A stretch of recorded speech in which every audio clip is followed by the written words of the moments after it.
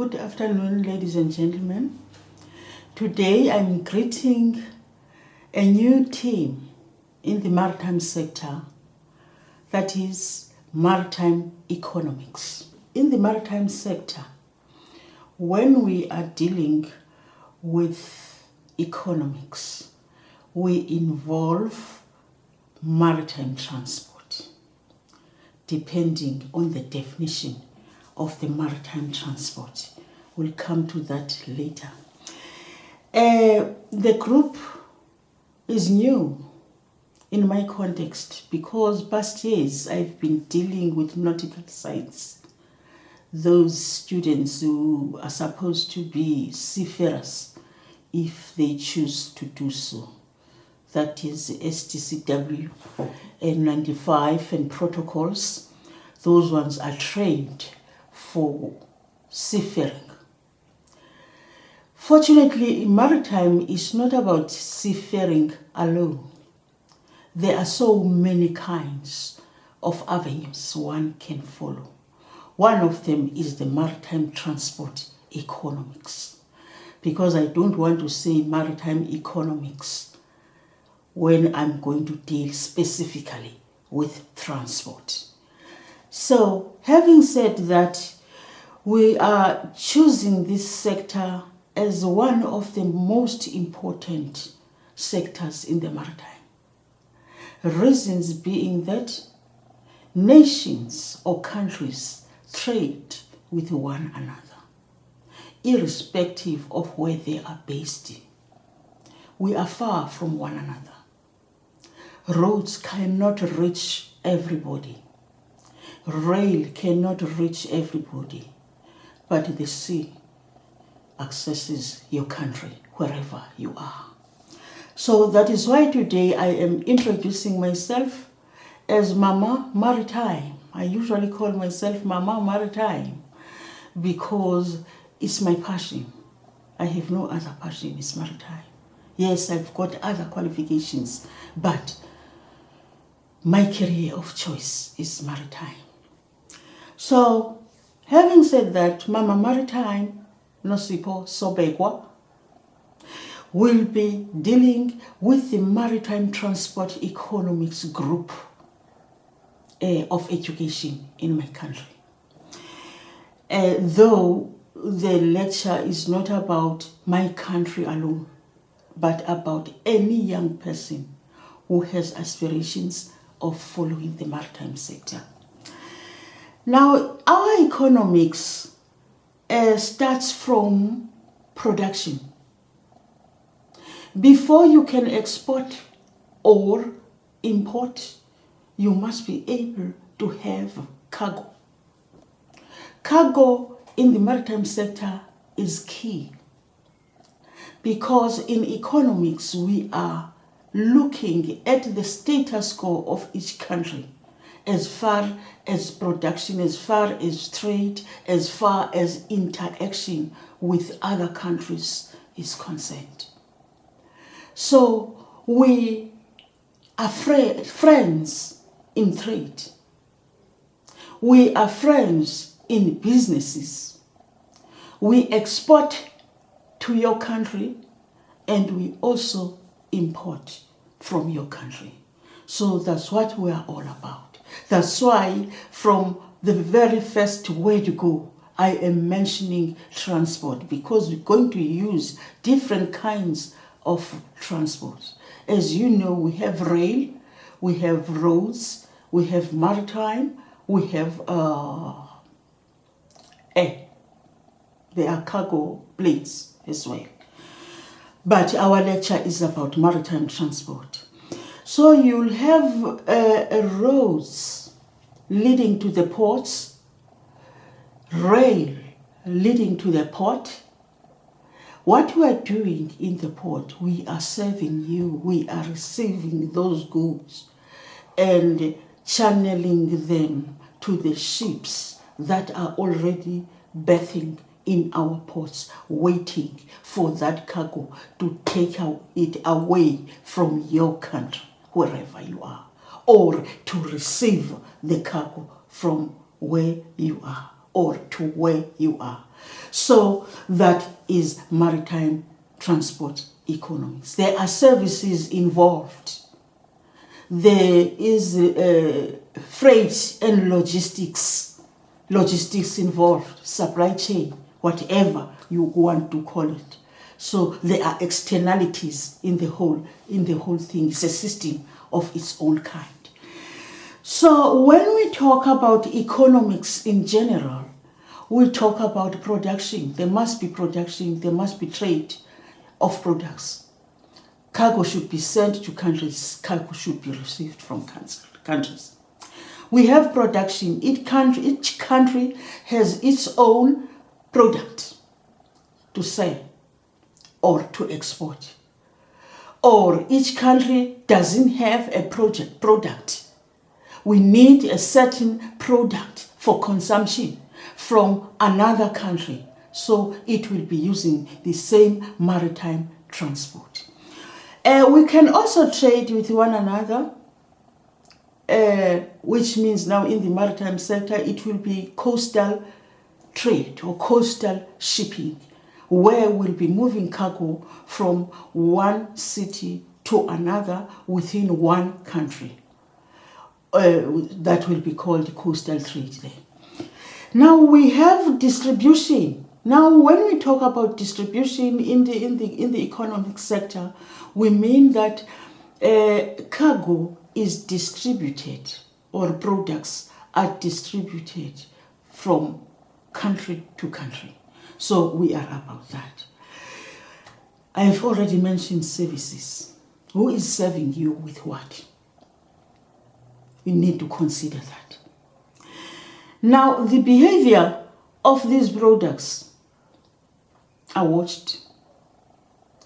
Is maybe an example. South Africa is rich in gold, is rich in diamonds. What are diamonds doing this particular year? Or how are they doing? Right. We have gold. How is gold doing? Is the economy of South Africa better or is it bad? Those are the kind of things we're talking about. We have our own language in maritime economics. We have, or economics in general, like for instance, things like economies of scale and all. We'll discuss all those things. Exports and imports, we'll discuss that. They are involved in the maritime economics as well. There's also supply and demand. Who demands what and who supplies what? So those are the issues and the terms, for that matter, the traditional terms that are used in economics. Because you are at entry level, and the maritime sector for a long time has been taught at tertiary level. But now countries are deciding to do maritime at high school level. That's why I am starting from the basics, so that you know what terms we are using at a particular time. We have also contract terms, INCO terms, we call INCO terms, as to how now this product is illegally exported to a certain country, or how it is received by a consignee, what terms are used. So you are going to learn about those things. So that's why I'm introducing myself now to the maritime transport economics youth. Those who have just started, it could be grade 8. Now we have grade 8, grade 9, grade 10, or standards, depending on the way you call those kinds of things in your own country. But we have those categories.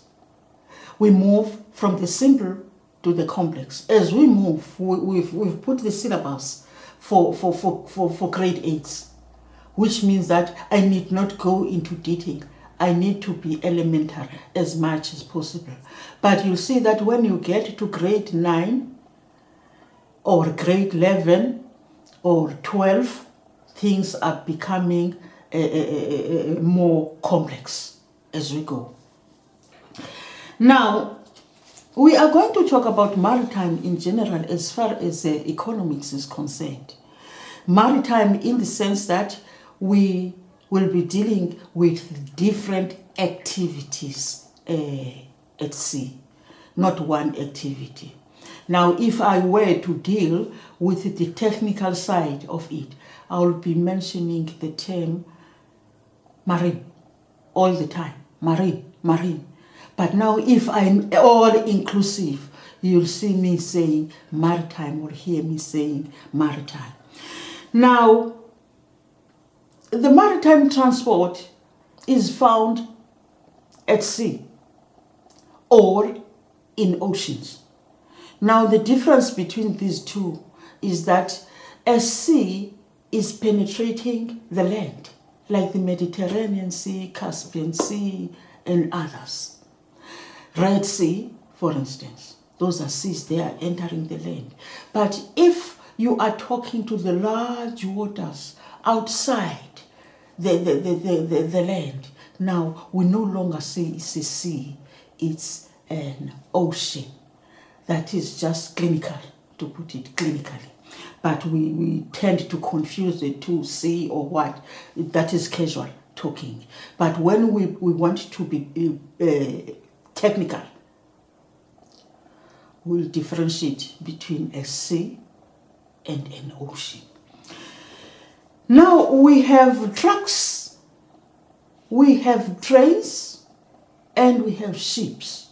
We call those modes of transport, specifically for imports and export. The cargo comes from inland most of the time, transported by road or rail. From the source, it is packaged, it is labeled, and there are regulations as to how to do that. That packaging and labeling is highly regulated by the United Nations. So it means that you look at the regulations and you package as such and you pack on your vehicle, whether it's a train or a truck. Now, if the cargo is not labeled or is not packed according to its original condition, some cargoes are dangerous. They need to be packed accordingly so that they don't cause chaos on the road and at sea. Remember, we also have to protect the biodiversity or ecosystem. We need to protect the fishes, in simpler terms, and other species you find at sea. If cargo is spilling, it might be dangerous to them. That's why the United Nations took an initiative to regulate the packaging and labeling. So it's done that. Then it is labeled, it is loaded to a means of transport, whichever the shipper chooses. In maritime economics, we talk about production, which means cargo production from the source. And then we go on to say we are going to trade, meaning we will be exporting this our cargo or importing from another country. That is international trade.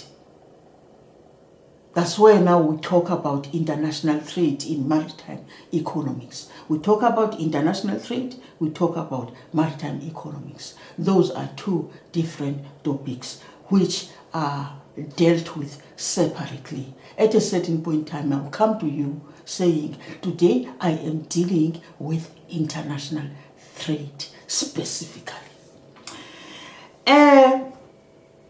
Now, this is the movement of cargo from point A to point B. We have labeled our cargo, we have packaged it and labeled it. Now we are sending it to the consignee. Who is the consignee? The consignee is the buyer. I am the seller on my side as a shipper, seller.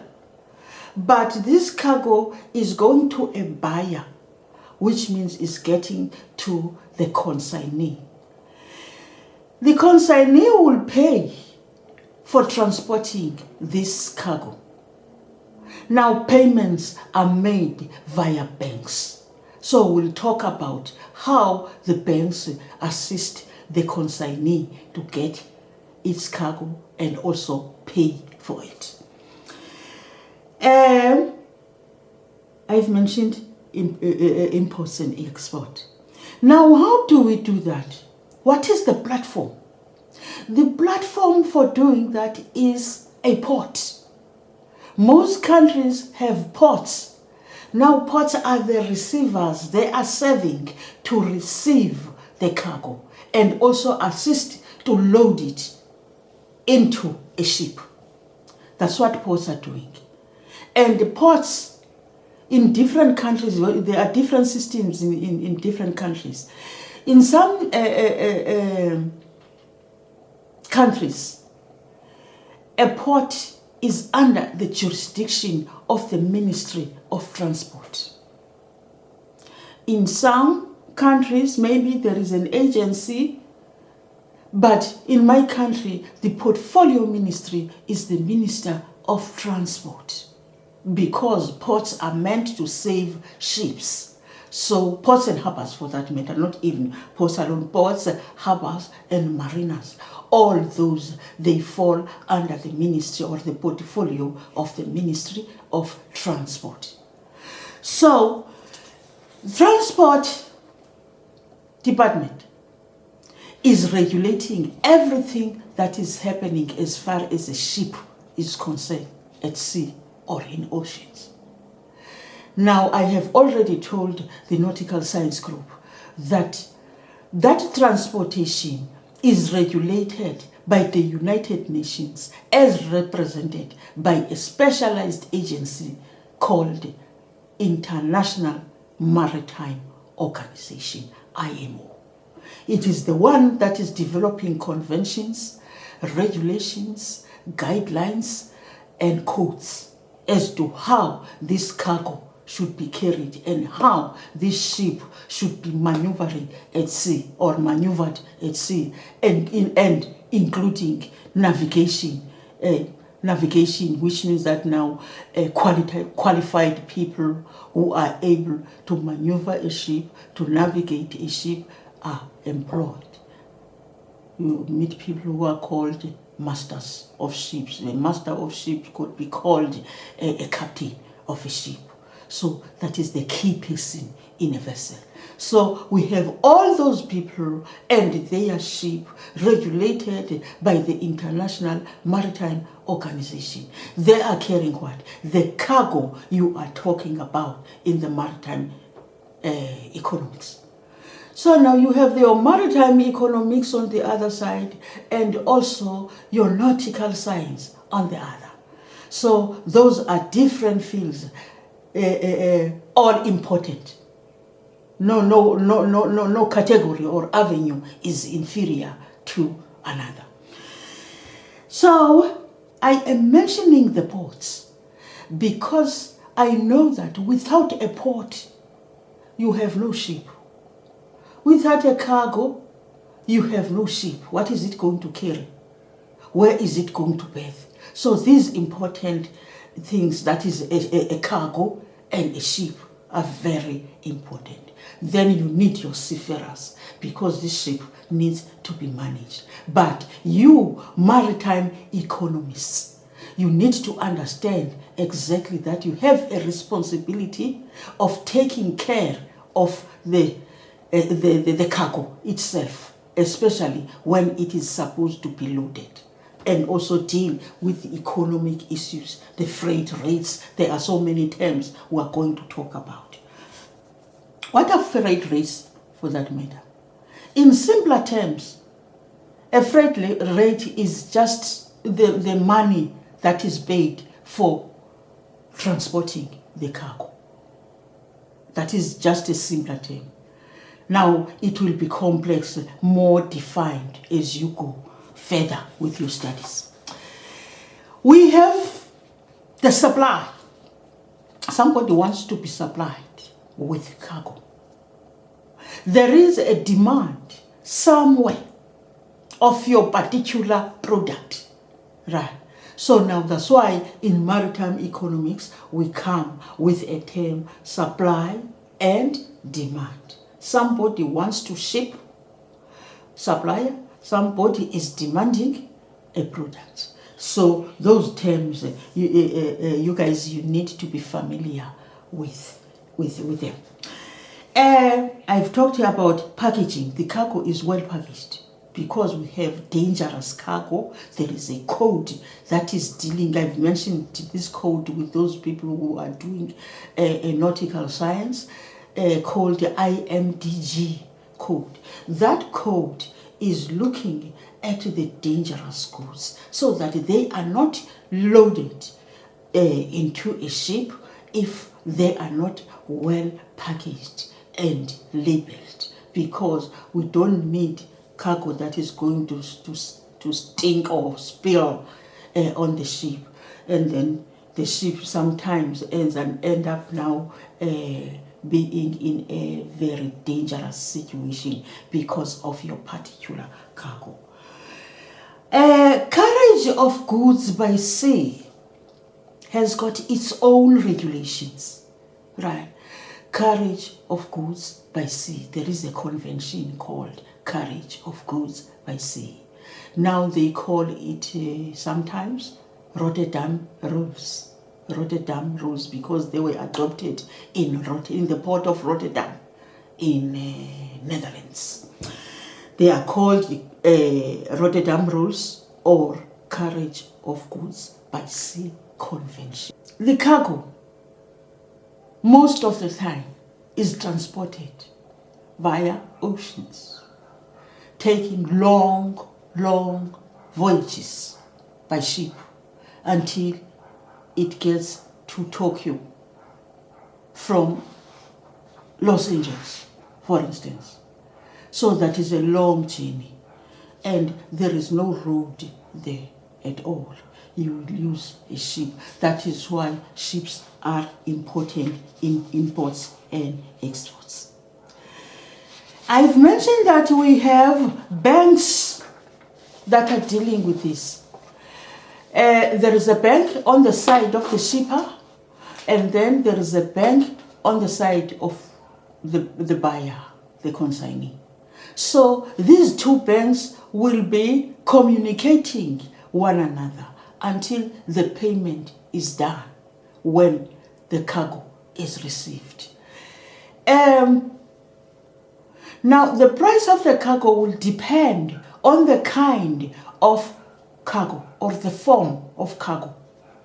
What is the ship going to carry? What kind? Is it a cargo that involves the cars? For instance, we have ships called ro-ros. Those ro-ros are carrying ships only, and the charge is as such. It will not be like a cargo of maybe bulk cargo, like grain, something like that. No, they are cars. So the freight rate will be aligned with that. The freight rate will also depend on the mode of transport used. Now, the mode of transport can start from the source. It could be a truck, and then it could be a train that will be taking that cargo to the port. The rates are charged as such on land. And then when it comes to the port, the ship could be a container, it could be a bulk carrier, it could be a ro-ro, whatever. It depends also on the weight of the cargo. The freight depends on the weight of cargo. Any cargo, before it leaves, it is weighed. So it will be charged accordingly. The rate will be charged according to its weight. Lastly, freight also will depend on the distance to the delivery port. So if the distance is long, freight rates will be higher. If the distance is short, freight rates will be lower. So it depends on kind of cargo and the distance the cargo is going to take. So we will have something we called, once we are dealing with freight, we will have to deal with logistics, how we do things, the administration of the whole thing. Some people get jobs in shipping and logistics, which means maybe you might be working in a warehouse, or you might be loading or offloading. You might be packaging and labeling. You might be in supply chain. So, ladies and gentlemen, this is my introductory note, really, just to introduce you to the kind of work we are going to deal with. I am talking to the Maritime Transport Economists, or the Maritime Economics group, choosing transport as our key area of concern, because at sea there are so many things that are happening. So we are on Maritime Transport Economics. Ladies and gentlemen, I hope I'll meet you in my second lecture. I thank you very much.